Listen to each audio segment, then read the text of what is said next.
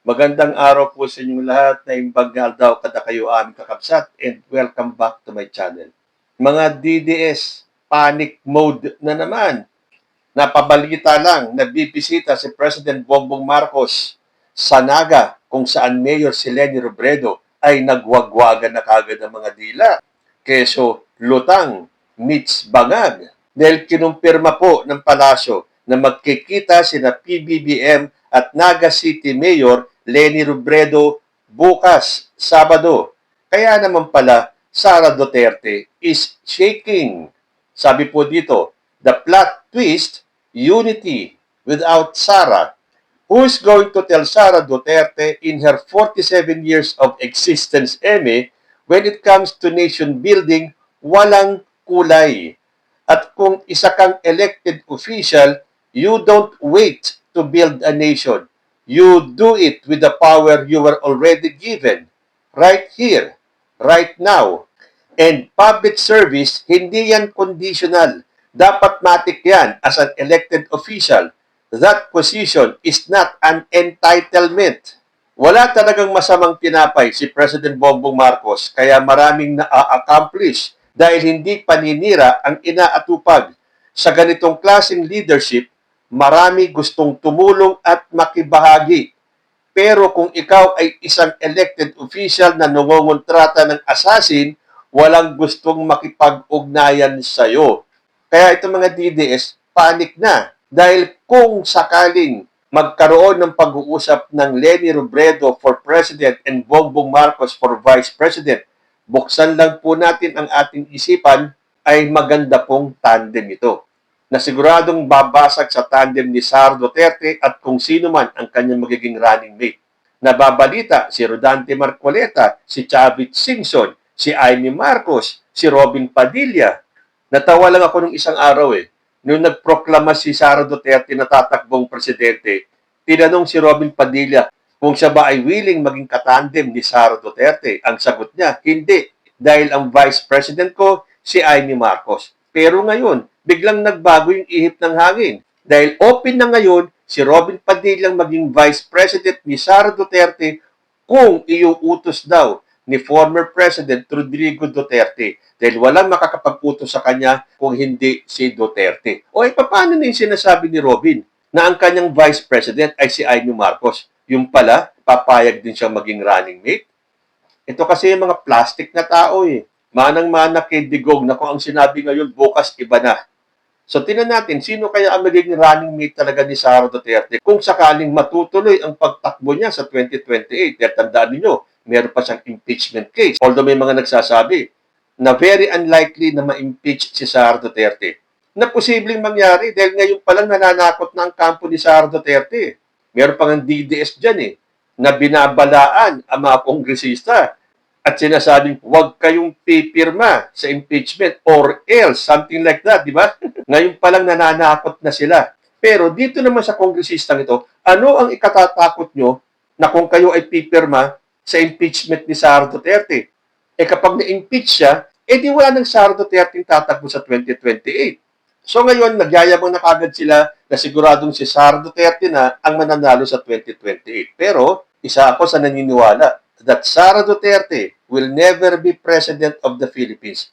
So ito, binubuksan ko yung aking isipan. Dahil alam naman natin, naging mahigpit na magkaribal si Bongbong Marcos at si Leni Robredo nung panahon ng kampanya. Na kung titingnan ninyo yung mga rally nila, abay, ang dami parehong tao. But that is a thing of the past.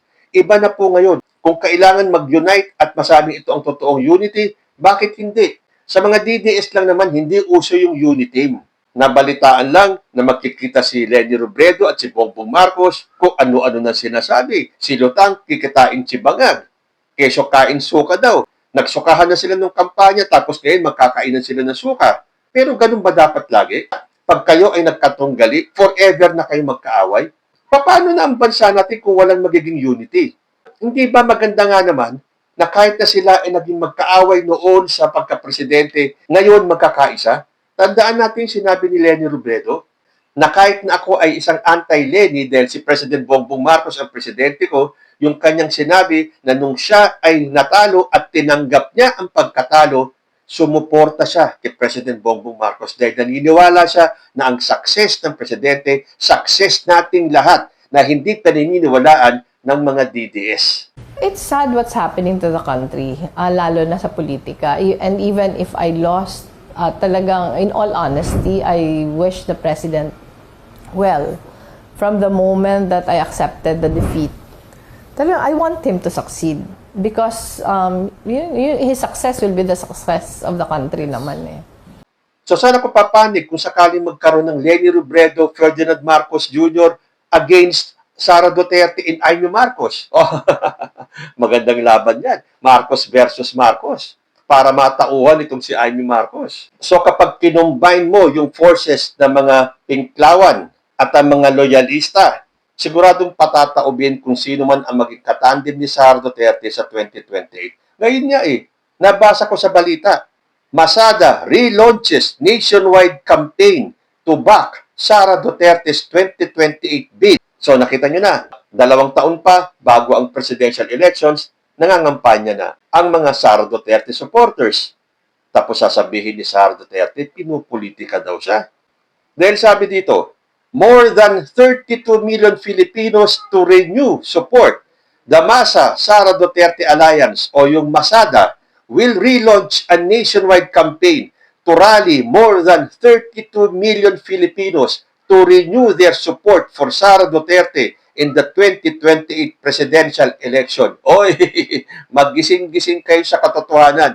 Yang 32 million ni Sara Duterte, majority dyan galing sa BBM loyalist. Huwag na tayo magmaang-maangan pa. Kaya nanalo si Sara Duterte dahil sa boto ng mga loyalista. Sabagay, tinan natin kung paano sila mapapahiya. Kung nandyan pa yung sinasabi niyang 32 million na bumoto kay Sara Duterte. Pero kung ihahambing mo yan sa bilang ng boboto kay Leni Robredo at kay President Bongbong Marcos bilang Vice President, walang-wala yan. Kaya nga, kung hindi mai-impeach si Sara Duterte, ito ang malakas na kalaban ni Sara at iba pang presidential contenders sa 2028. Leni, PBBM tandem, mayroong 15 million kakampings voters plus 31.9 million Marcos loyalist voting populate equals 46.9 million voters. Hindi pa kasama ang silent majority voters. Tiyak, sa basurahan pupulutin ang kalaban nila. Paano mananalo yung Sara nyo? Saan kukuha ng boto? Sa China ba? DDS na mangilan-ngilan? At sa INC na mayroong 2.8 million members o sa KOJC ni Kibuloy na mayroong 800,000 members lang? Sabi tuloy ng isang analyst, Robredo could beat VP Sara if endorsed by PBBM. Political scientist Professor Antonio Contreras says former Vice President and now Naga City Mayor Leni Robredo, backed by President Ferdinand Marcos Jr., could defeat Vice President Sara Duterte if elections were held today. Contreras adds VP Sara still lacks majority support, with only 30% of her base showing high plurality in surveys. He also notes Robredo, who ran for president in 2022, would need a strong running mate with a solid political base in the Visayas and Mindanao to expand her national appeal. Marcos is expected to meet Robredo on Saturday while conducting a scheduled inspection of a flood control program in Naga City. Magkikita lang sila, bibisita si PBBM sa Naga para pag-usapan yung mga naka-schedule na flood control program sa Naga. Pero yan pa lang, ikinatakot na ng kampo ni Sara Duterte. Kaya ngayon pa lang, kailangan sirain na nila yung lutang-bangag tandem. Kung ako naman ang papipiliin, mas gusto ko na yung lutang-bangag tandem kaysa sa itim ni Dumi. Duterte ay ni. At pag sinabi natin Dumi or Dumi, ano ang nasa isip natin? Tae. So okay na sa akin yung lutang-bangag tandem kaysa sa tae tandem. But again, sabi ko naman sa inyo, open mind lang tayo. Mas gugustuhin ba natin yung gusto ni Sara Duterte na divided tayo? kesa dito sa magiging totoong unity. Then paano ko nasabing totoong unity? Yung dating magkatunggali, ngayon mag-unite. Although may mga nagsasabi mga DDS, huwag daw magpagamit si Leni Robredo kay Bongbong Marcos dahil gagamitin lang daw siya ni Bongbong Marcos. Paano gagamitin ni Bongbong Marcos si Leni Robredo? Sino ba ang mas makikinabang sa tandem na yan? Di ba si Leni Robredo na minsan nangarap maging presidente? At alam naman natin kung paano magbiro ang tadhana. Kung noon natalo si Bongbong Marcos ni Leni Robredo, although yun po ay questionable, pero siyempre, natapos na po yun eh. Yung pala, Bongbong Marcos was never destined to be a vice president dahil ang destiny niya ay maging presidente.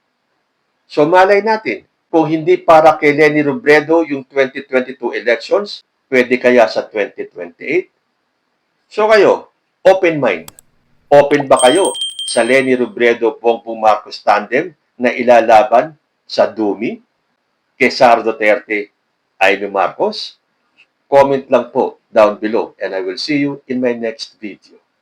Diyos ti Agmina.